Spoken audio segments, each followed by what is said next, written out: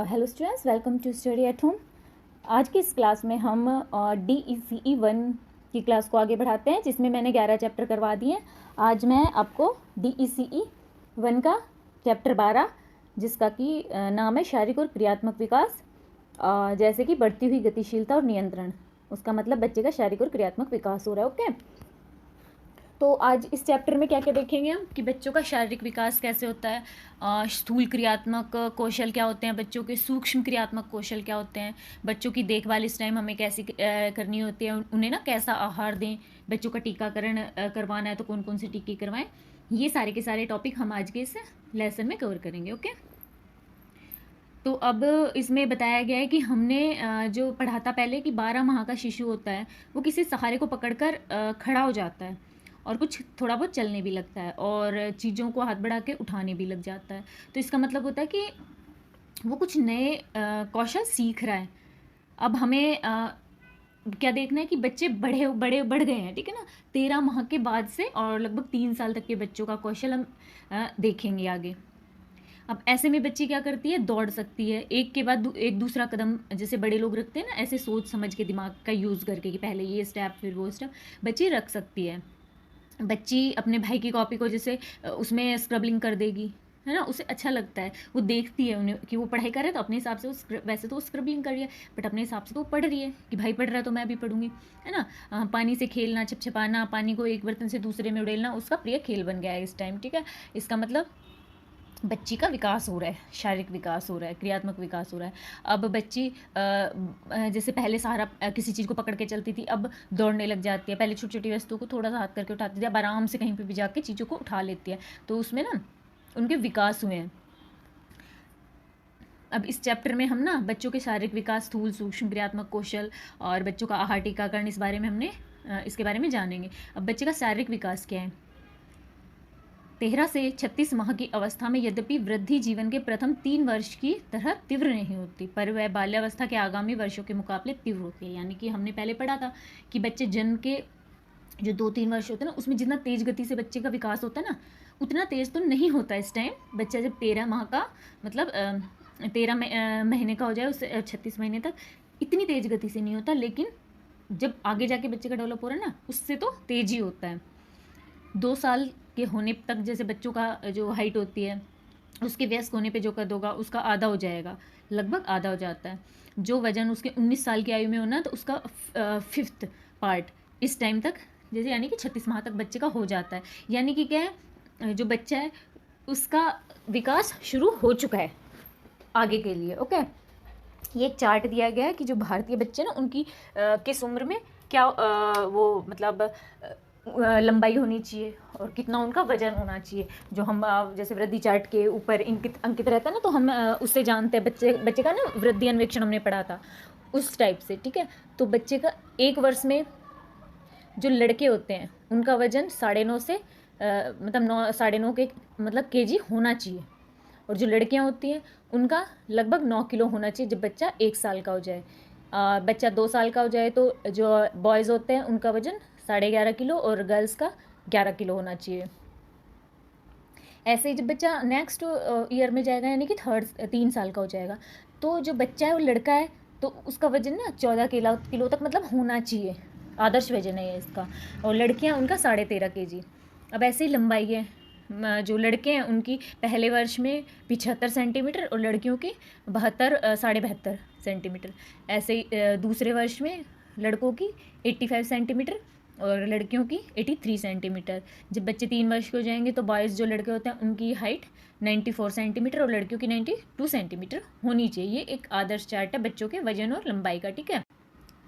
अब ये जो चार्ट है ना, ये जो बताया गया, सुझाया गया, भारत का एक स्वयंसेवी स्वास्थ्य संगठन है जिसका नाम है घोष शांति यू एंड योर चाइल्ड, ठीक है। 1989 में बना था ये, तो इसके द्वारा ये सुझाया गया चार्ट। अब ये देखिए, इसमें ना एक ये लिखा हुआ है, जैसे हम कोई भी चीज़ पढ़ते हैं तो इम्पोर्टेंट चीज़ लिख लेते हैं ना, जैसे कि हार्ड वर्ड्स होते हैं, न्यू वर्ड्स होते हैं, तो ऐसे ये दिया गया है ये कि स्क्रबलिंग क्या होती है। कागज पर आड़ी तिरछी टेढ़ी मेढ़ी गोल चौकोर घसीटों के रूप में जो लिखाई होती है ना, उसे स्क्रबलिंग कहते हैं। उन्हें पढ़ा था ना, छोटा बच्चा स्क्रबलिंग करने लग जाता है, तो ये एक हार्ड वर्ड के टाइप है, समझो कि ये वर्ड मीनिंग स्क्रबलिंग, क्योंकि जैसे कई बार हम पढ़ते हैं तो कईयों को नहीं पता होता कि स्क्रबलिंग क्या होता है, तो ये हमें दिया गया है इसमें। ठीक है, अब हम पढ़ेंगे शारीरिक विकास का। लंबाई व वजन बढ़ने के साथ साथ जो बच्चे का शरीर है ना, वो भी, उसमें भी परिवर्तन होता रहता है। बच्चे का सिर थोड़ा बढ़ जाता है। 2 वर्ष की आयु में बच्चे की लंबाई का लगभग 1/4 हिस्सा सर का हो जाता है। प्रथम वर्ष की अपेक्षा इस अवधि में जो धड़ होता है और टांगे, बाहें तेज गति के साथ बढ़ते हैं। इस अवधि में बाहों की जो लंबाई होती है ना, वो जन्म के बाद जो बाहें होती है उससे 60 से 70% ज़्यादा लंबी हो जाती हैं। और पैर होते हैं वो बढ़ते हैं, लेकिन थोड़े से, जो हमारे हाथ बढ़ते हैं ना, उससे थोड़ा सा कम गति से बढ़ते हैं। और उनकी गति लगभग होती है कि 40% ज़्यादा बढ़ती है जब बच्चा जन्म लेता है ना, उसके 40%, और हाथों की 60 से 70%। इन परिवर्तनों के फलस्वरूप इस अवधि में बच्चों का शरीर शिशु के मुकाबले ज़्यादा समानुपाती लगता है, और इस कारण उसका संतुलन भी बेहतर हो जाता है। यानी कि बच्चा ना संतुलन करना सीख जाता है।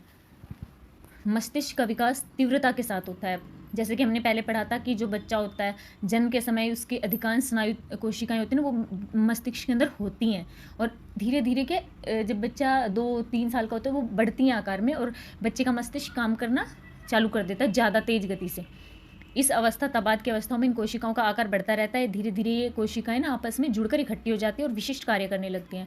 मस्तिष्क का ये विकास अत्यंत महत्वपूर्ण है, क्योंकि इसके कारण ही बच्चे अपनी गतिविधियों पर नियंत्रण कर पाते हैं, और जो क्रियात्मक कौशल है और गति है, उसमें बच्चे की ना परिशुद्धता, यानी कि ढंग से करने लग जाते हैं बच्चे। इसके अलावा भाषाई व संज्ञानात्मक विकास भी, जो हमारा मस्तिष्क है ना, उसके विकास पर निर्भर करता है। क्योंकि जैसे भाषा बोलना, सुनना, ये सब क्या दिमाग में पहले हमारे प्रोसेसिंग होती है, उसके बाद ही हमारा हम बोलते हैं, सुनते हैं, वो काम सब ना बाद में होता है, पहले हम सोचते हैं।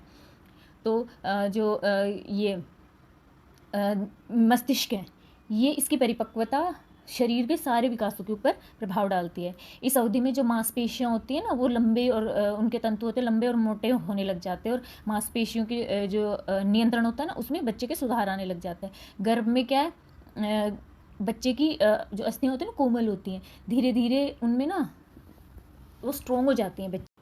अब क्या होता है, इस टाइम बच्चे की जो मांसपेशियां होती हैं ना, उनके ना लंबाई और मोटाई बढ़ती है, और बच्चे की जो मांसपेशियां जो कार्य करती है ना, उनमें बच्चे के सुधार आता है नियंत्रण में। गर्भ में बच्चे की जो अस्थियां होती हैं कोमल होती हैं। अब धीरे धीरे क्या थोड़ा, जैसे बच्चा भ्रूण होता है, उसके बाद धीरे धीरे अस्थियां बनती हैं, वो कोमल होते हैं, थोड़ा और सख्त और होती हैं। फिर जन्म के बाद ये अच्छे से सख्त हो जाती हैं, और बच्चे की जो क्रियाएं होती हैं ना, उनमें नियंत्रण करना बच्चे सीख जाते हैं। जैसे रीढ़ की हड्डी है, पैर, टांग, इनकी हड्डियाँ धीरे धीरे बच्चे के ये अच्छे से विकसित हो जाती है जन्म के बाद। इस टाइम पे 13 से 3 साल, 13 महीने से 36 महीने के बीच में ये अच्छे से विकसित हो जाती है कि बच्चे के ढंग से बैठना, खड़े होना, चलना, हाथ से कोई चीज़ इधर उधर करना, ये सब बच्चे सीख लेते हैं अपनी हड्डियों को, या फिर अपने शरीर को नियंत्रण में करना सीख लेते हैं। बच्चों की छोटी छोटी हड्डियां जुड़कर बड़ी हड्डियों का आकार ले लेती हैं। वह कोमल अस्थियां जो होती हैं ना, वो सख्त होकर नई हड्डियों में परिवर्तित हो जाते हैं। बच्चा धीरे धीरे बच्चा बड़ा होता है, तो उसके 20 दांत निकल आते हैं इस टाइम तक, और जो दूध के दांत होते हैं ना, वो होते हैं बच्चे के इस टाइम तक निकल जाते हैं। इस टाइम क्या बच्चे की आँखें, बच्चों का सुनना, स्वाद इंद्रिय, गंध, स्पर्श संबंधी योग्यताएँ, ये सारी की सारी बच्चे में डेवलप होने लग जाती हैं। अब बच्चे के स्थूल क्रियात्मक कौशल क्या होते हैं। अब स्थूल क्रियात्मक कौशल का मतलब होता है जैसे दौड़ना, भागना, ये सारी चीज़ें है ना, बच्चा खेलता है, ये सारी की सारी चीज़ें जो होती हैं, ये स्थूल क्रियात्मक कौशल होते हैं बच्चे के। स्थूल क्रियात्मक विकास के फलस्वरूप इस अवधि के बच्चे उन योग्यताओं का अर्जन करते हैं जिनमें अधिक क्रियात्मक समन्वय और गति की जरूरत होती है। अब ये क्रियात्मक कौशल कौन कौन से हैं, जैसे दौड़ना, चलना, कूदना, पैर से ना किसी चीज़ को, जैसे बॉल को धक्का मारते हैं बच्चे, ठोकर लगाते हैं, पैदल, खुद से पैदल चलने की योग्यता, ये सब क्या बच्चे की स्थूल क्रियात्मक कौशल होते हैं। जब बच्चा पहली बार चलने का प्रयास करता है, तो उसके दोनों पाँव एक दूसरे के पास ना पड़ के अधिक फासले पे पड़ते हैं, पैर के पंजे भी सीधे नहीं होते, तो धीरे धीरे बच्चा ना सीख जाता है ये। पहले इस वजह, जैसे वो पैर चौड़े रहेंगे, खुले रहते हैं, बच्चा दौड़ेगा तो मतलब जब वो चलता भी है ना, बच्चा चल रहा है, लेकिन क्या है, उसका नियंत्रण नहीं है अपनी इस क्रिया पे, तो बच्चा ऐसे लगेगा हमें कि दौड़ रहा है, और कई बार दौड़ते दौड़ते गिर भी जाता है। इस समय इस आयु के जो बच्चे होते हैं ना, वे अपनी टांगों को घुटनों से नहीं मोड़ते, बल्कि सीधे ना कूल्हों पे से हिला के चलते हैं, जिसके कारण हमें ऐसे अकड़ के चल रहे हैं। जब वे 16 से 18 महीने के हो जाते हैं, और किसी मेज या कुर्सी को धकेलने लग जाते हैं, फिर क्या धीरे धीरे छोटे छोटे खिलौनों को उठा लेते हैं, फिर उन्हें उठा के एक दूसरी जगह पे ले आते हैं। 18 महीने के आसपास कुछ खिलौने होते हैं ना, उनको जैसे देखा और उनमें ऐसे हो जाता है कि इनको उनके ऊपर से कूद के या उनके साइड से हट के चलने लग जाते हैं बच्चे, और चीज़ों को मतलब लांग के चलने, मतलब उनके ऊपर से गुजरने में बच्चों को ना बड़ा मज़ा आता है कि थोड़ा पैर ऊपर करेंगे, उस चीज़ को हम उलांग कर बोलते हैं हम अपनी लैंग्वेज में, वहाँ से निकल लेंगे। अगर जैसे कि पालना फर्श पर रखा हो तो बच्चे उसके ऊपर लेटे हुए हैं उसके अंदर, तो बच्चे खड़े होंगे पालने में, और बच्चे कोशिश करेंगे कि पालने के ऊपर से एक पैर करके बाहर निकल जाते हैं बच्चे। इस टाइम उनको ना बड़ा मज़ा आता है ऐसे काम करने में। बड़े फर्नीचर जो पहले बच्चे के लिए एक बाधा होती थी, अब चुनौती बन जाते हैं, क्या वो उसके ऊपर चढ़ते हैं, धकेलते हैं, बच्चे ना क्रिया करने लग जाते हैं। जैसे अभी ये देखिए फ़ोटो में, अभी बच्चा है, डब्बा है, पहले तो बच्चा इसको हिला भी नहीं पाता होगा, और हिला भी नहीं पाता होगा, ये खाली हिला भी पाता तो बच्चा सोच भी नहीं पाता होगा कि ये हिल भी जाएगा। लेकिन अब बच्चा देखेगा, अब उसको हिला के भी देखेगा, फिर हिला भी देगा, जोर भी लगाएगा, ये कितना भी भारी हो बच्चा कोशिश करेगा और इसे हिला देगा अगर कम भारी हुआ तो। अब बच्चा जैसे अभ्यास कर रहा है, धीरे धीरे उसके पैर सीधे होने लग जाते हैं। चाल क्या है, हम जैसे बड़े लोगों की तरह होती है ना, सीधे पैर करके ऐसे चलने लग जाती है, संतुलन हो जाता है उसकी चाल में। अब जैसे बच्चा थोड़ा सा बड़ा हुआ तो उसे थोड़ा ध्यान दे के चलना पड़ता है, लेकिन जैसे जैसे और बड़े होता है ना, 3 साल का, जब तक उसकी चाल ना अच्छे से सही हो जाती है। अब बच्चे क्या चलने के प्रति आश्वस्त होने के लिए अलग अलग तरीके अपनाते हैं। जैसे कि ऐसे सोचते हैं ना कि गिर ना जाए, तो बच्चे अपनी तरफ से कोशिश करते हैं नए नए तरीके लगाने की, जैसे कि पीछे की ओर उल्टा चलना। अधिकांश 3 वर्षीय बच्चे जो होते हैं पीछे की ओर चलते हैं, जैसे कि कोशिश करते हैं, देखो देखो मैं ऐसे भी चल सकता हूँ, मतलब वो नए नए तरीके निकालते हैं ऐसे करने के, नए नई क्रियाएं करने के। पर अभी क्या उन्होंने दौड़ना शुरू ही किया है तो ठीक से नियंत्रण नहीं हो पाता, इसलिए हमें ऐसे लगता है कैसे जा रहा है बच्चा, ना गिर भी जाता है, कई बार ऐसे हो जाता है। पर बच्चे क्या उठते हैं, फिर से दौड़ना प्रारंभ कर देते हैं। इसका मतलब बच्चे की क्रियात्मक विकास हो रहा है। 19 से 24 महीने के अवधि जब होती है ना, तो इसमें बच्चे किसी का हाथ पकड़कर सीढ़ियाँ चढ़ने लग जाते हैं। वैसे वे घुटनों के बल खुद भी सीढ़ियाँ चढ़ते हैं, पर सीधे अगर जाना हो ना तो किसी का हाथ पकड़ के ही वो कर पाते हैं। फिर धीरे धीरे क्या एक एक पाँव सीढ़ी पे रख के चलने लग जाते हैं, फिर धीरे धीरे करके वो पकड़ के खुद से चलने लग जाते हैं। जब बच्चा 3 साल का हो जाता है ना, बिना किसी की हेल्प के सीढ़ियों को पकड़ के और एक एक करके सीढ़ियाँ चलने लग जाता है, और 3 पहियों की छोटी साइकिल भी चला लेते हैं। इसका मतलब क्या बच्चे का विकास हो रहा है, स्थूल क्रियात्मक विकास। अब बच्चे क्या है, जो सीढ़ी बॉक्स ये सब भी है ना, उन पे भी चढ़ते उतरते रहते हैं, तब उनका कूदना इसी इसी क्रिया में ना कूदना, जंपिंग सीख जाते हैं। प्रारंभ के प्रयासों में बच्चे कूदने के लिए एक पाँव उठा लेते हैं, पर दूसरे पाँव को उठाते हैं ना तो उनको डर लगता है। फिर क्या थोड़ी सी छोटी सी जगह से उतर के देखते हैं। अधिकांश 2 वर्षीय बच्चे थोड़ी सी ऊंचाई, लगभग 1.5 फुट, जो 1.5 फुट तक लंबे जैसे ऊंचाई होगी ना, वहाँ पे दोनों पाँव को एक साथ उठाकर कूद सकते हैं। लेकिन जैसे बच्चा थोड़ा और बड़ा हो गया, 3 वर्ष का, तो वो बड़ी बड़ी गेंदें अन्य वस्तुओं पर ना खिलौनों से, जैसे खिलौने होते हैं ना उन पर पैर मार के खेलना शुरू कर देते हैं। जैसे कि बड़ी बॉल होती है ना, बच्चे किक मार के खेलते हैं, वो सब कर पाते हैं। वैसे मतलब ऐसा नहीं है कि हम बड़े लोगों की तरह कर पाएँ, लेकिन वो उस अपनी एज के हिसाब से बच्चे खूब अच्छे से कर लेते हैं। अब इसमें लिखा है कि यदि आप चाहें तो उनकी क्रियाओं का विवरण नीचे दी गई जगह में लिखें और उसके बाद निम्नलिखित विवरण से मिलाएं। मतलब आपके आसपास जो बच्चा है ना, जो इस उम्र का है, एज ग्रुप का है, तो उसे आप देख लीजिए, और आप जैसे गेंद ही दे दी उसे, है ना, या कुछ बलून दे दिया, कुछ भी दे दिया, किसी ठोकर मारो, और फिर आप देखो कि वो कैसे कर रहा है, और फिर देखिए कि ऐसा ही कर रहा है क्या। वो सब आपको इसमें करके देख लेंगे। ज़रूरी नहीं है, बट क्या करोगे आप तो आपको पता चलेगा और याद भी हो जाएगा, तो इसलिए ही दिया गया है। गेंद को पकड़ने की तैयारी में 3 वर्षीय बच्चे अपनी बाहों को अकड़ाकर आगे की ओर सीधा फैला देते हैं, परंतु जैसे गेंद नज़दीक आती है तो वे ना डर के पीछे भाग जाते हैं और गेंद वैसे ही छूट के गिर जाती है। और अगर गेंद आ भी जाए तो गेंद को लेके बिल्कुल ऐसे अपने चिपका लेते हैं ये, और अगर गेंद कुछ दूर गिरे तो फिर बच्चे क्या करते हैं, आगे या पीछे दाएं बाएं हिलते नहीं, गिर गई तो गिर गई। इसलिए जब बच्चे फेंकेंगे तो सीधा गिरा देते हैं। ऐसे नहीं है कि बच्चा हाथ ऊपर करेगा ऐसा, क्योंकि अभी ये क्रियाएं तो नहीं है, लेकिन क्या ये सब बच्चा करना सीख गया है। अब वो शरीर को ज़्यादा घुमाता नहीं है, एक पाँव को ऊपर उठाने के बजाय दोनों पाँव जमीन में गड़ाए रखते हैं। इस कारण वे सही ढंग से गेंद फेंकने में असफल रहते हैं। इन कौशलों के लिए दृष्टि हाथ की क्रिया में बेहद समन्वय की आवश्यकता होती है, जो कि इसी टाइम ना बच्चों में विकसित होती है। अब जो बच्चा ना अच्छे से स्वस्थ है, जो सामान्य बच्चा, तो इस उम्र में किसी ना किसी काम में लगा रहता है, वो ना शांत नहीं बैठता। जैसे कि पलंग है, कभी उधर जाएगा, कभी कुर्सी के ऊपर, कभी दरवाजे, मतलब कहीं ना कहीं बच्चा हमेशा, हम जैसे घर में बच्चा रहता है ना, तो हम कहते हैं कि शांति से नहीं बैठता, तो इस एज में ना बच्चा ऐसे ही करता रहता है। अब जैसे इसमें लिखा गया है कि जब बच्चा ऐसा लगता है कि जो भंवरा होता है ना, उसके जैसे कि हर जगह ही है, जहाँ देखो जहाँ हम अभी तो तू यहाँ था, अभी तो तू आया, जैसे हम कहते हैं ना, जैसे माता पिता हैं उनकी हरकतों से परेशान हो जाते हैं। बच्चे के लिए जो प्रत्येक वस्तु, जैसे किताब हो, ग्लास, बर्तन, सब्जियाँ, कुछ भी हो, बच्चे के लिए क्या खिलौना है, बच्चे उससे सीखते हैं। बच्चे उसका अन्वेषण करते हैं, फिर उसे छोड़ के नई वस्तु को ढूंढते, फिर उसका करते हैं। बच्चों के लिए गतिशीलता और गतिविधि का क्या महत्व है। गतिविधि जो शीलता होती है वो बच्चों को रोज कर पाने के अवसर प्रदान करती है, और इन क्रियाओं से अपने आसपास की दुनिया का बच्चे ना अन्वेषण करते हैं और अन्य लोगों के संपर्क में आते हैं। गतिशीलता से संतुलन और समन्वय बेहतर होता है। जब ये वस्तुओं और जैसे वस्तु, ये खिलौने, कुछ भी चीज़ें होती हैं ना, उनको एक दूसरे के ऊपर रखते हैं, धकेलते हैं, तो ऐसे क्या बच्चे सीखते हैं कि आसपास की चीज़ें से ना, मतलब प्रभाव सीखते हैं, कारण और प्रभाव का सिद्धांत बच्चे सीख जाते हैं। बच्चे धीरे धीरे करके ना अपनी शारीरिक क्रियाओं को मजबूत बनाते हैं। तो इस टाइम ना बच्चों के ऊपर ना पाबंदियाँ नहीं लगानी चाहिए, बच्चों को हमें ना फ्री होके खेलने देना चाहिए, क्योंकि अगर हम ऐसा करेंगे तो बच्चे जो होते हैं ना, धीरे धीरे ना उनका आत्मविश्वास कम हो सकता है, और दूसरे बच्चे खेल रहे हैं उनके साथ नहीं खेले, तो हमें ऐसा नहीं करना है।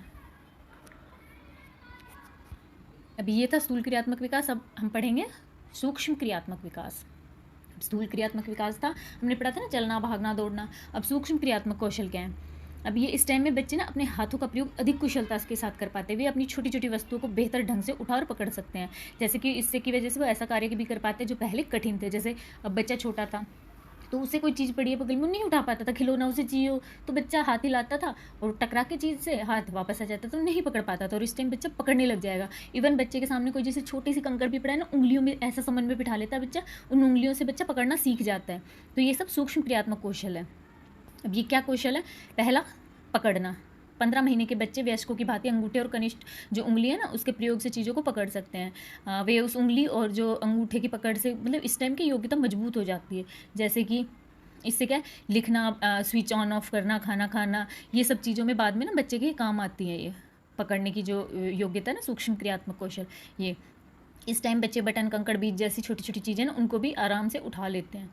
जैसे जैसे उनके पकड़ने के कौशल में सुधार आता है, वे वस्तुओं को एक के ऊपर एक रखने में रुचि लेने लगते हैं। और जब बच्चा 18 महीने की आयु तक का होता है ना, तो लकड़ी के ब्लॉक्स के साथ खेलते हुए एक दूसरे के ऊपर रख के ना मीनार बना देता है।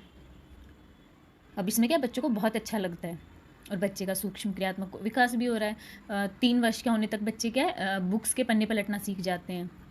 छोटे छोटे गेंद जो छेद होते हैं उसमें बच्चे कंकड़ बटन भी डाल सकते हैं। बच्चे स्वयं भोजन खाने में रुचि दिखाने लगते हैं। वे मजबूती से दोनों हाथों से ग्लास को पकड़ लेते हैं, टेढ़ा करके पानी भी पी सकते हैं। वैसे अच्छे से नहीं कर पाते, पर वे कोशिश करते हैं काफ़ी हद तक। दूसरा, स्क्रबलिंग। कागज या किसी भी सतह पर लेखन सामग्री से आड़ी, तिरछी, टेढ़ी मेढ़ी, गोल चौक और घसीटों के रूप में जो लिखाई होती है ना, वो हमने ऊपर पढ़ा था, उसे कहते हैं स्क्रबलिंग। जैसे ये देखिए, ये बच्चे ने अपनी तरफ से स्क्रबलिंग कर रखी है। बच्चे ने तो अपनी तरफ से एक्चुअली पढ़ाई की है, बट ये इसे हम स्क्रबलिंग कहते हैं। इन बच्चों द्वारा खींची गई लकीरें हमें ऐसी लगती हैं जैसे वे अनायास ही खींची गई हों, परंतु ऐसा नहीं है। बच्चे आगे पीछे की ओर घसीटे निश्चित रूप से मारते हैं। इस उम्र में खींची गई लकीरें साधारणतः सीधी होती हैं, और वे ऐसी लकीरें बार बार बनाते हैं। स्क्रबलिंग करने में बच्चे ना इतने संलग्न होते हैं कि कहीं और देखते हुए भी ये सब ना कर सकते हैं। इस उम्र में बच्चों का भी अपने हाथों की क्रियाओं पर पूरा नियंत्रण नहीं होता, अतः कई बार स्क्रबलिंग करते हुए लकीरें कागज से बाहर भी चली जाती हैं। अब क्या है, इस टाइम बच्चे रहते हैं ना, बड़ों की तरह कलाई का प्रयोग नहीं करते, बल्कि कंधे से पूरी बाहों को आगे पीछे हिलाते हैं, क्योंकि थोड़ा सा बच्चे का ना ढंग से विकास नहीं होता। लेकिन जब 3 वर्ष का हो जाता है ना, तो थोड़ा सा उनकी इस काम में ना हाथों के समन्वय में सुधार आ जाता है। और इस टाइम बच्चे स्क्रबलिंग के जो करते हैं ना, तो उसमें गोल, अर्धगोल, फंदे के आकार के नमूने, ये सब बच्चे कर सकते हैं। यह इससे हमें पता चलता है कि जो बच्चे हैं ना स्क्रबलिंग अच्छे से कर रहे हैं, और उनकी कलाई जो होती है ना, उसकी मांसपेशियां विकसित हो रही हैं। अब जब बच्चे स्क्रबलिंग करेंगे तो 3 साल के बच्चा जब स्क्रबलिंग करेगा तो थोड़ा सा इतना सचेत हो जाता है कि लकीरें जो होती है ना, वो कागज़ से बाहर नहीं लाएगा। अब जैसे हम बच्चों को कुछ सिखाते हैं, तो बच्चे के साथ ना हमें ज़बरदस्ती नहीं करनी चाहिए, है ना, क्योंकि बच्चे क्या है, इस टाइम अपने आप जो सीखते हैं ना, वो ज़्यादा अच्छा रहता है। तो बच्चे अपने आँख व हाथ में जो आँखें और बच्चों का हाथ, मांसपेशियाँ, ये सब बच्चों के ना अभी सुधार हो रहा है, तो बच्चा उस हिसाब से अपने आप कर लेगा, और ये आगे जाके ना ये कौशल उसको लिखाई सीखने में मदद करेंगे। हमें उनके साथ ज़बरदस्ती नहीं करना चाहिए। तो ये चीज़ें हैं बच्चे की स्क्रबलिंग। आप उनकी स्क्रबलिंग के नमूने इकट्ठे कर सकते हैं और उनका विवरण नीचे दी गई पंक्तियों में लिख सकते हैं। यानी कि इसमें हमें जो भी कोई बच्चा है, जैसे किसी बच्चे को, इस एज ग्रुप का बच्चा है ना, उसे हम पेंसिल, पेन, कुछ भी, स्केच पेन और एक कागज़ दे देंगे, और बच्चे को छोड़ देंगे फ्री कि वो क्या कर रहा है। तो बच्चा स्क्रबलिंग करेगा ना, क्या क्या बनाता है, कैसे क्या क्या बनाया, तो उसके नमूने हम इसमें लिख सकते हैं। अब जैसे जैसे शाला पूर्व वर्षों में बच्चों की सूक्ष्म मांसपेशियों का विकास होगा, वैसे वैसे बच्चे की जो लिखने की क्षमता है ना वो भी विकसित होगी। अन्य क्षेत्रों में विकास की तरह बच्चों के क्रियात्मक कौशल भी क्रियात्मक कौशल है ना उसका विकास भी स्नायु तंत्र की परिपक्वता पर ही आधारित है। परंतु जैसे बच्चे किसी कौशल को सीखने के लिए जैविक रूप से तैयार होते हैं, तो उन्हें अभ्यास के अवसर प्रोत्साहन मिलना आवश्यक होता है। जैसे बोलते हैं ना प्रेरणा मिलना, तो वो जरूरी होती है। क्योंकि अगर जैसे कोई बच्चा है उसे कौशल सीखने के लिए वह परिपक्व ही नहीं है, तो उसे सीखने के लिए मजबूर नहीं करना चाहिए। कभी कभी क्या रहता है, दुर्घटना कुछ हो गई, बीमारी हो गई, तो बच्चे का विकास थोड़ा धीरे होता है। तो हमें ऐसे नहीं करना है कि इस उम्र में ये बच्चा तो कर रहा है वो नहीं कर रहा है, तो कुछ प्रॉब्लम हो सकती है, तो उसके साथ ना ज़बरदस्ती नहीं करनी चाहिए। और वो टेंशन की बात नहीं है, क्योंकि बच्चे धीरे धीरे करके सीख जाएंगे। अब ये हम सब में, विशेषकर बच्चों में, जैसे कि हम नॉर्मल में कि हमें क्या सीखना है क्या नहीं, वो खुद की जैसे एक इच्छा होती है ना, तो हम उसके लिए प्रयास करते रहते हैं। तो अगर ये प्रॉब्लम हो गई तो थोड़ा समय लगेगा, लेकिन बच्चा सीख जाएगा अगर हम उसे बराबर अवसर देंगे तो।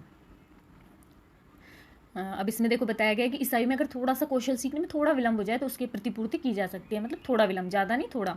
इस आयु वर्ग के बच्चे जो होते हैं कार्य करने के लिए एक हाथ का दूसरे से अपेक्षाकृत अधिक प्रयोग करने लगते हैं, फिर आगे चलकर मुख्य रूप से उसी हाथ का प्रयोग करते हैं। जैसे हम बोलते हैं ना लेफ्ट या राइट ईयर, तो बच्चा इसी टाइम ना बच्चे का हम पहचान कर सकते हैं। जन्म के बाद प्रथम वर्ष में शिशु किसी वस्तु को पकड़ने या उठाने के लिए दोनों हाथ को बराबर रूप से प्रयोग करता है। 2 वर्ष का होने तक एक हाथ का इस्तेमाल दूसरे हाथ की अपेक्षा ना ज़्यादा करता है। उसकी यही वरीयता 5-6 साल की आयु तक स्पष्ट हो जाती है, और इसी हाथ को प्रधान हाथ कहा जाता है। यानी कि जो हैंड से हम की लेफ्ट ही बनेगा या राइट ही बनेगा। हम में से अधिकांश अपने दाएं हाथ का प्रधान रूप में इस्तेमाल, प्रधान मतलब मुख्य है यहाँ पे, मुख्य रूप से इस्तेमाल करते हैं। जबकि कुछ लोग क्या दोनों हाथ का, कोई दाएं का करता है कोई बाएं का, पर कई लोग क्या दोनों हाथों से बराबर लिख लेते हैं। अब इसमें बताया गया कि बाएं हाथ का प्रधान रूप में इस्तेमाल करने वाले लोगों को थोड़ी कठिनाई आती है, क्योंकि अधिकांश औजार व उपकरण जैसे होते हैं ना बनाए जाते, तो ऐसे बनाए जाते हैं कि दाएं हाथ का प्रयोग किया जाए, उस हिसाब से बनाए जाते हैं। फिर भी काफ़ी लोग काम करते हैं और उनको ना धीरे धीरे आदत पड़ जाती है।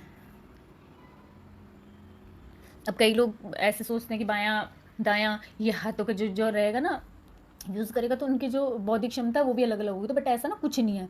अध्ययनों से पता चला है कि जो दायां या बायां हाथ इस्तेमाल कर रहे हैं उनके स्कूल संबंधी उपलब्धि, व्यक्तिगत सामाजिक संबंध, बुद्धि, इन सब में ना कुछ अलग नहीं होता।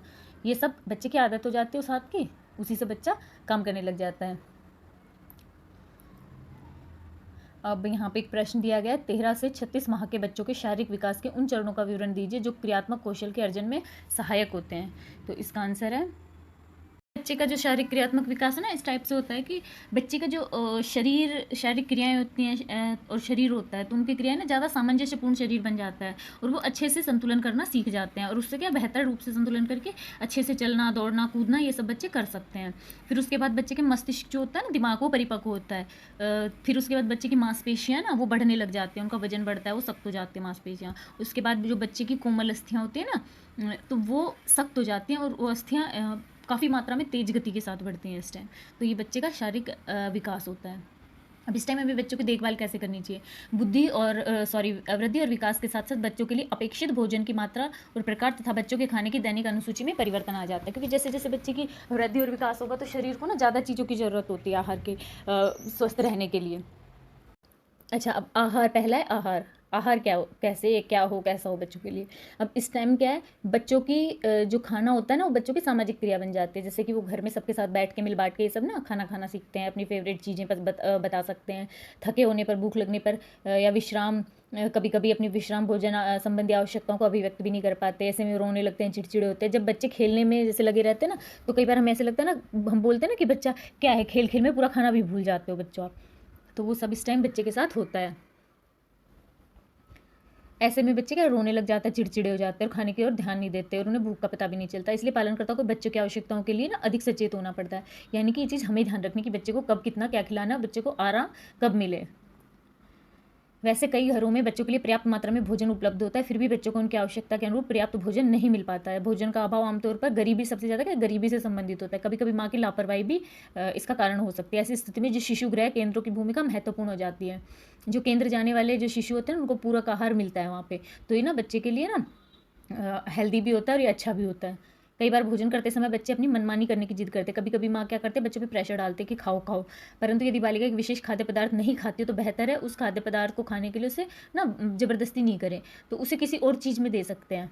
वही चीज़, जैसे कि बालिका सब्जी नहीं खाती तो आप सब्जी जो बनाएं तो उसको ना दाल के अंदर ही काट के डाल दें, रोटी के अंदर भर दें, तो इससे क्या सब्जी भी चली जाएगी और बच्ची को मतलब ये भी नहीं लगेगा कि मुझे सब्जी खिला रहे हैं। पालक नहीं खाता तो मूंग की दाल के साथ डाल दें ना, घिया नहीं खाता चने की दाल के साथ दाल घिया बना दें, तो ऐसे कर सकते हैं। पालक मेथी की जिसे रोटी में डाल के पीस के डाल दें और बच्चे को अच्छा लगेगा। बच्चों को जैसे हरी रोटी पूड़ी ये सब पसंद आएंगी। गोभी मूली इनको भी कद्दूकस करके पराठे बना सकते हैं। सांभर के अंदर जैसे कितनी सब्जियां डाल सकते हैं ना, हम बच्चों को दे सकते हैं। अब नीचे अनुच्छेद में सूजी के चीले, अब सूजी का चीला इसके अंदर ना बताया गया कि कैसे बनता है। इसमें खूब सब्जियां जो आप वैसे इसमें जो बताई गई है, बाकी आप अपनी पसंद की भी डाल सकते हैं। जैसे 4 चम्मच सूजी, पानी, चुटकी भर नमक, फिर घोल बना लें। इसमें क्या 2-3 घंटे तक रखा रहने दें। फिर प्याज, गाजर, पालक, बंद गोभी और भी जो अगर आपको सब्जियां पसंद है ना, आप जो बच्चों को खिलाना चाहते हैं वो इसके अंदर डाल दें और तवे को आग पर गर्म होने के लिए रख दें। फिर 1 चम्मच खाने का तेल उसके ऊपर डालें, फिर सूजी का घोल डालें, है ना। फिर उसके अंदर जो हमने वो सब सब्जियां डाली वो उसके ऊपर डाल दें और फिर धीमे आंच में ना उसको पकाएं, फिर उसे पलट दें। ऐसे ही उसे पकाएं और बच्चे को दें। बच्चे को ना वो टेस्टी लगेगा और बच्चा सब्जियां भी खा लेगा। अब किसी व्यक्ति के लिए आहार आयोजित करते समय यह ध्यान रखना जरूरी है कि आहार संतुलित होना चाहिए। अब संतुलित आहार का मतलब है शरीर के लिए जो जरूरी सारे जो पोषक तत्व है ना वो उसके अंदर हो। मानव शरीर के लिए आवश्यक प्रोटीन जो पौष्टिक तत्व होते हैं वो निम्नलिखित है, जैसे वसा, कार्बोज, प्रोटीन, खनिज, लवण, विटामिन, ये सारे के सारे क्या शरीर को रोग प्रतिरोधक क्षमता प्रदान करते हैं। और साथ ही बच्चे के शरीर में ना तरल पदार्थ भी होना चाहिए। अब जैसे ऐसे चीज़ें नीचे ना एक सूची दी गई है कि क्या क्या खाद्य पदार्थ क्या क्या प्रदान करते हैं। अब जैसे कार्बोज के लिए क्या दे सकते हैं हम, गेहूँ, चावल, रागी, ज्वार, अनाज, चीनी, ये सब बच्चे को दे सकते हैं। प्रोटीन के लिए दाल, दूध से बनी कोई चीज़, मांस, मछली, अंडा, ये सब प्रोटीन देते हैं बच्चों को। वसा के लिए हम वनस्पति तेल, घी, मक्खन, ये सब बच्चे को दे सकते हैं। विटामिन और खनिज लवण के लिए साग, सब्जी, फल, ये सब बच्चे को दिया जा सकता है। तो ये सारी की सारी चीज़ें हैं जिनसे बच्चे को पौष्टिक खाना दे सकते हैं। अब इसमें देखिए बताया गया है कि जैसे गेहूं है उसमें कार्बोज तो होता ही है पर इसके साथ ना और भी पौष्टिक तत्व होते हैं। ऐसा नहीं है कि कार्बोज ही है, तो ये क्या और भी ज़रूरतें पूरी कर सकता है। अभी हमें ये बात ध्यान रखनी चाहिए कि प्रत्येक आहार में 5 वर्ग के, जैसे हमने पढ़ा है ना संतुलित आहार क्या होता है कि उसमें प्रत्येक खाद्य वर्ग का जो खाद्य पदार्थ शामिल हो, तो सेम बच्चों के लिए भी वही है, ठीक है ना। वो हम एक खाद्य पदार्थ होना ही चाहिए तो आहार संतुलित बन जाएगा।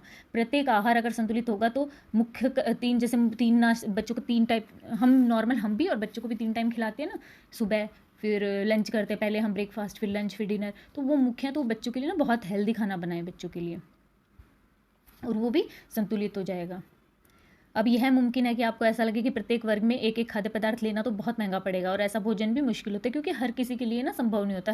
हर किसी की स्थिति अलग अलग होती है, स्थिति ये सब अलग होती है। तो ऐसा कुछ नहीं है, ठीक है। हम नॉर्मल जो चीज़ें घर पे उपलब्ध होती है ना बहुत कम समझो कि खर्चे में, उससे भी बच्चों को ना हम पौष्टिक आहार खिला सकते हैं। जैसे कि एक आहार इसमें बनाया गया किसी ने कि बेसन और गोभी की रोटी दही के साथ बनाए, तो इसमें क्या बेसन और गोभी है, इनमें बच्चे को 2-3 चीज़ें मिल गई और इसमें कुछ ज़्यादा चीज़ लगी भी नहीं, कुछ महंगा भी नहीं लगा, गेहूं का आटा था तो सारी चीज़ें मिल गई। अब फिरोजा को जो जिसने बनाया ना उसका नाम फिरोजा है, तो उसे संतुलित आहार मिल गया। रोटी है उससे कार्बोज, प्रोटीन, विटामिन, खनिज लवण मिला। गेहूं का आटा उसमें कार्बोज, बेसन से प्रोटीन, गोभी से विटामिन, खनिज लवण मिल गए। अब गोभी की जगह कोई और सब्जी जैसे मेथी, पालक, चौलाई, ये कुछ भी ना वो भी डाल सकते हैं। और जब हमने उसके ऊपर तेल या घी लगाएंगे तो उससे बच्चे को वसा प्राप्त हो जाएगी, दही से प्रोटीन मिलेगा। तो ऐसे का 1-2 चीज़ों से भी बच्चे को संतुलित आहार या हम पौष्टिक खाना खिला सकते हैं। अब जैसे कि इधर एक बच्चे के लिए क्या सुबह का नाश्ता है, उसमें एक अंडे का सैंडविच दिया और पपीते का टुकड़ा। अब क्या अंडे दूध से प्रोटीन मिल गया और सैंडविच दिया तो उसमें डबल रोटी जो थी ना उससे कार्बोज, पपीते से विटामिन, खनिज, तो क्या मक्खन से वसा, ये सारी चीज़ें संतुलित आहार थोड़ी चीज़ों में भी मिल जाता है। अब यहाँ दूसरी तरफ एक बच्ची है उसने पराठा और अचार खाया, तो इसमें क्या कार्बोज और वसा थी।